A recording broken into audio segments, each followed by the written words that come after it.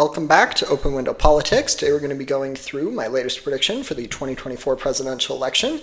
This is being recorded after the presidential debates, and that will be an indicator in how I characterize each of these states. We're going to go through all of the swing states. I already have the safe, likely, and lean states characterized for each party, and I think we'll go to characterize those. But first I want to look at some of these post-debate polls, or around the time of the debate. The most recent one for Biden's approval rating is a very bleak picture for the Biden campaign. It has him at a 29% approval rating compared to a 65% disapproval rating. So that is definitely not a number you want to see if you're working on the Biden campaign. That does not look good.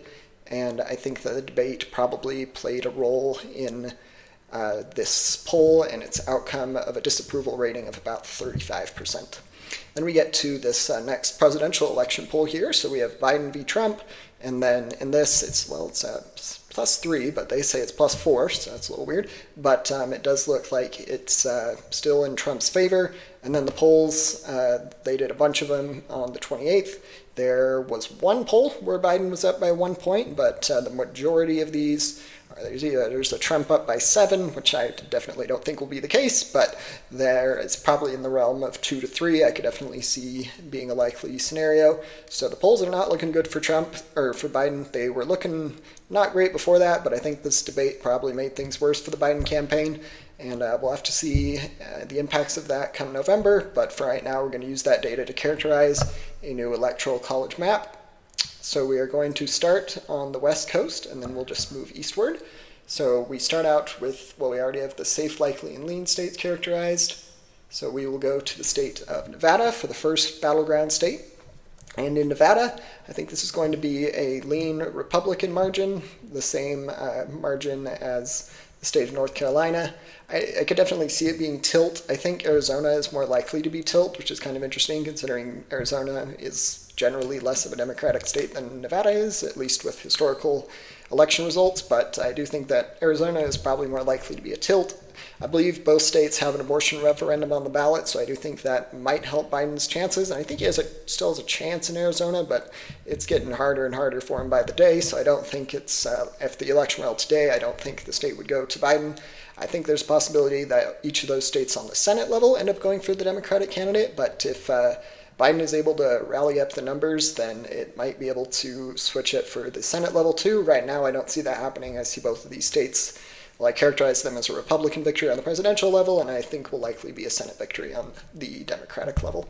And next up, we get to the state. Actually, let's go to Georgia. So Georgia, I think, is the only other lean state. I think it could be, it'll be, if the election were held today, it'd probably be more than 1 point either way. So I'm going to go with probably 2 or 3 points maybe for the Trump campaign in the state of Georgia. Biden barely won the state in 2020. I believe it was the closest margin state out of any of the swing states, so I don't think he is going to be able to win again. He doesn't have the kind of enthusiasm and approval ratings, and the polls were looking much better for him in 2020, and he's not seeing really any of that right now during the 2024 election. So we're going to give the state of Georgia to the Republican candidate, in this case Donald Trump. Then we will go to the 3 states left in the Rust Belt. So these 3 states can really determine who will be the next president. Biden needs to win all 3. Trump only needs to win 1 to secure the presidency. He's only 2 electoral college votes away. So with the state of Wisconsin, I think that this state is likely to go towards the Republican Party. I think it'll be a tilt margin, probably less than a point. The polls are not looking great for Biden in any of the swing states, but there have been a few that have been okay for him in the state of Wisconsin. So I do think that it's going to go to the Trump campaign, but by a narrow margin. Then we get to the state of Michigan. In Michigan, I think it's a similar story. I think on the Senate level, it's going to go to the Democrats, but on the presidential level, it's going to go to the Republican Party.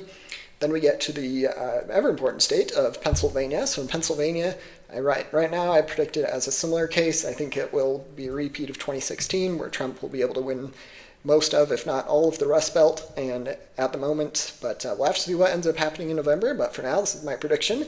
And feel free to let me know if you have any questions. And don't forget to like and subscribe. Thanks. Bye.